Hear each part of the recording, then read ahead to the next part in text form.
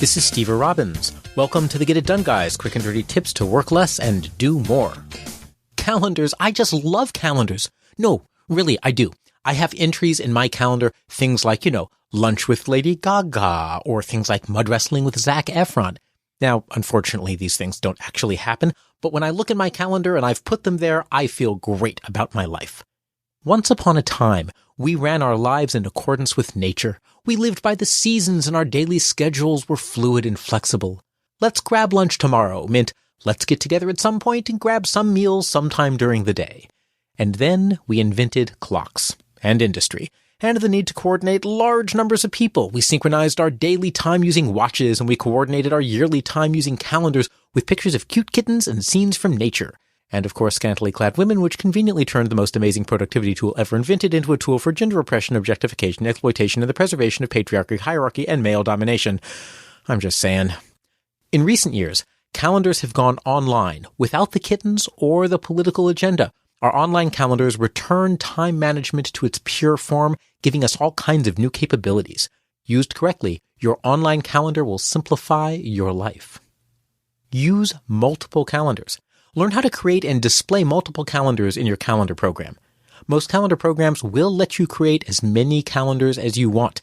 You can have one calendar for social occasions and one for your zombie world domination plans. And when you're looking at upcoming events, you can display all the calendars at once or just the combination of calendars you choose. Hey, but just because you can create multiple calendars doesn't mean you should. Like all great power, it should be used wisely. Here's how I use multiple calendars to run my life. Put most things in a single calendar.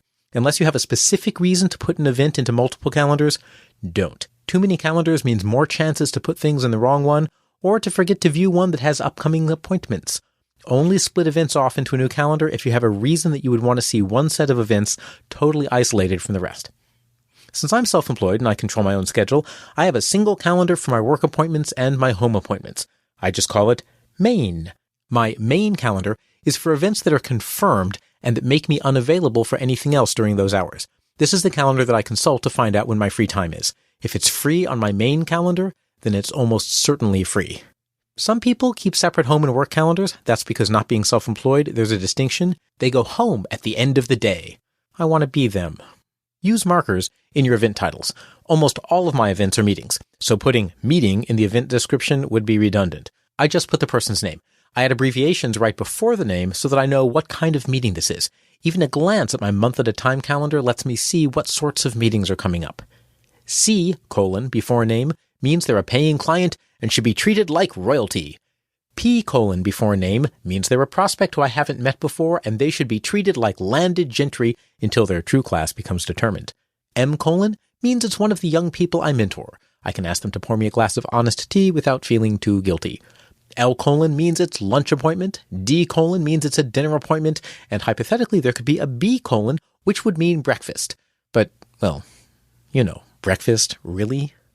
In the notes field of an event, I put all of the information that I'll need. The agenda, relevant email addresses and phone numbers, and a copy of whatever email prompted the meeting. Use a tentative calendar. Being an executive coach, I coordinate with clients and prospects and PR interviews and, of course, zombie army captains. I often propose a meeting time, and then I get to wait to hear back from the other person. But before I've heard back, I don't want to accidentally double schedule that time. My solution is a calendar called Plan. When there's a time waiting to be confirmed, it goes on my Plan calendar. My calendar program is set to display all of my calendars at once, and Plan is displayed in a slightly faded out color. I can see at a glance which time blocks are used in Main and which ones have tentative appointments in Plan. When someone confirms a date and a time, a single right mouse click, on the Mac at any rate, lets me move the appointment from Plan to Main. If I see an upcoming appointment on the Plan calendar, I know it was never confirmed, so I call the person and I find out if we're still meeting. If I notice that the same person often has appointments that never get moved from Plan to Main, I know they're a flake and have the Zombie Army Brain Requisition Supply Chain Commander add their name to the list. Share a calendar with Schmoopy. If you have a Schmoopy, sometimes Schmoopy wants to put couples events on your calendar, but you'd really rather not have Schmoopy poking around your work calendar because Schmoopy isn't all that good with a mouse and sometimes accidentally moves or deletes things. Don't ask me how I know this. Also, you don't want Schmoopy to realize that you're planning world domination. You want it to be a surprise when you hand Schmoopy the keys to a shiny new Australia. So create a calendar called Shared and share it with Schmoopy. If you have a Mac, just right-click the calendar name and choose Share Calendar. I assume it's that easy on Windows, but if it isn't, buy Mac. Now you can each add events to that calendar, and both of you will see all the details. This does throw a bit of a wrench into the rest of your calendars, because remember, Schmoopy can't see your existing events, only the shared ones. So what if Schmoopy adds something that conflicts with one of your existing appointments? You can treat the shared calendar like a plan calendar. And then when you confirm with Schmoopy, make a copy of the event in your main calendar so you know it's confirmed, and of course, you'll see any conflicts.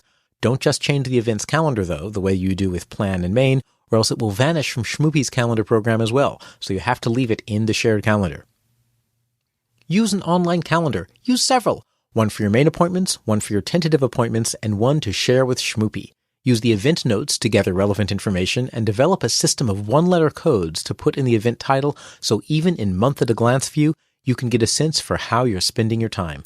If you have a favorite iPhone or Mac calendar app, please email me and let me know the name and why you like it, and in a future episode, I will share with listeners some good calendar app suggestions.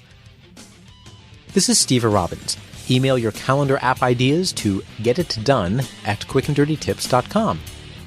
I help high achievers create resumes and LinkedIn profiles that successfully land job interviews. If you want to know more, visit steverobbins.com. That's SteverRobbins.com. Work less, do more, and have a great life.